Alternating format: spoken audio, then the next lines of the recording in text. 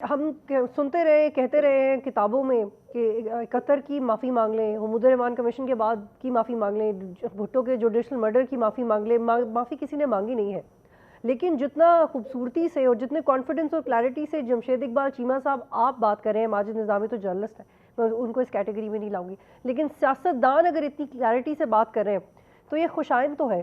تو کیا ایسا نہیں ہو سکتا کہ آپ لوگ سب اپنی اپنی معافی مانگ لیں؟ نواز شریف جنرل جیلانی کی معافی مانگ لیں، عمران خان جنرل باجوہ کی معافی مانگ لیں اور پبلکلی معافی مانگیں کہ بھائی ہم نے مدد لی تھی، اب نہیں ہم لینے والے، تاکہ آپ کے ووٹر کو بھی یقین آئے. یہ روایت نہیں قائم ہو سکتی جمشید اقبال چیمہ صاحب؟ میں سمجھتا ہوں، میں آپ کی بات سے اتفاق کرتا ہوں، میں آپ کی بات سے بالکل اتفاق کرتا ہوں. یہ ہمیں سٹارٹنگ پوائنٹ یہ ہونا چاہیے، سٹارٹنگ پوائنٹ یہ ہونا چاہیے. لیکن مسئلہ یہ بنتا ہے، میں بتاؤں ایک واقعہ ہوا تھا، آپ کہہ لیں کہ حضرت امیر معاویہ کا اور حضرت علی کی جو ایک ثالثی تھی، اس ثالثی میں ابو موسیٰ اشعری تھے جو ثالث تھے حضرت علی کی طرف سے، اور سعد بن ابی وقاص تھے امیر معاویہ کی طرف سے. تو وہاں پہ بڑا تاریخ کا واقعہ ہے کہ وہ آپ کہہ لیں کہ ابو موسیٰ اشعری سے انہوں نے کہا پہلے آپ اناؤنس کریں کہ جی آپ یہ معافی مانگتے ہیں. تو انہوں نے اپنا اناؤنس کر دیا اور بعد میں سعد بن ابی وقاص نے نہیں کیا اور بڑا نقصان ہوا، پوری امت کو اس کا نقصان ہوا، خلافت کا جو جھگڑا تھا اس میں نقصان ہوا. سو ہمیں سچی میں تھوڑا سا بھی اعتماد ہو تو یہ بڑی آپ کہہ رہے ہیں کہ میڈیا نیریٹو نہ بنے، تو میں سمجھتا ہوں یہ کرنے والا کام ہے، یہ کرنے والا کام ہے. دوسرا اس لیے معافی مانگنا نہیں ہے، فیوچر کے لیے طے کریں یہ بات.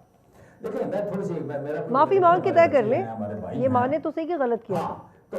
ہاں میں کہہ رہا ہوں کہ ہمارے بھائی ہیں، ہمارے بچے ہیں، ہمارے ادارے ہیں، ورکنگ ریلیشن شپ ہم نے رکھنا ہے ان سے، ضرورت ہے اس ملک کی.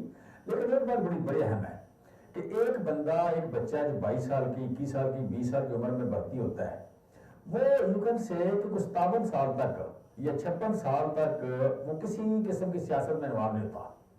اچانک وہ رستے جگہ بنتا ہے، اس کو یاد آتا ہے کہ اس ملک کا نظام ٹھیک نہیں ہے، اس ملک کی اکانومی ٹھیک نہیں ہے، میڈیکل ٹھیک نہیں ہے، قوانین ٹھیک نہیں ہے. جمشید اقبال چیمہ صاحب آپ کو یاد کروا دوں، ماجد مجھے کریکٹ کر دیں گے اگر میں غلط کہہ رہی ہوں، کہ پہلا سیاسی سیل تو بھٹو نہیں بنایا تھا، سیاسی لیڈر نہیں بنایا تھا. ہم بالکل فوج کو اس کا قصوروار ٹھہرا سکتے ہیں، لیکن پہلا سیاسی سیل ایجنسی کے اندر ایک سیاستدان نے بنایا تھا. if I'm not wrong. میں کہتا ہوں غلط کیا ڈیفینیٹلی. بھٹو صاحب نے تو چیف آف دی کیا نام ہے، چیف مارشل ایڈمنسٹریٹر بھی بنے تھے.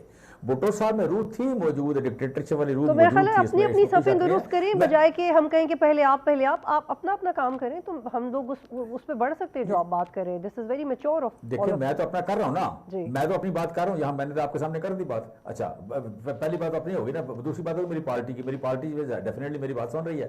اچھا تو میں اگلی بات کر رہا تھا کہ دیکھیں اس میں ایک اچانک بندہ جس کو کوئی 57 سال کی عمر میں یاد آتا ہے کہ پاکستان نظام ٹھیک نہیں ہے، اور 3 سال میں اس نے ریٹائر ہو جانا ہے، اس کی کتنی کیپیسٹی ہو سکتی ہے، کتنی صلاحیت ہو سکتی ہے اس کو، آپ کہہ لیں کہ ہیومن سائیکالوجی کو سمجھنے کی، عوام کو سمجھنے کی، عوام کی ضروریات کو سمجھنے کی. جی بالکل، very valid point Jamshed Iqbal Cheema صاحب.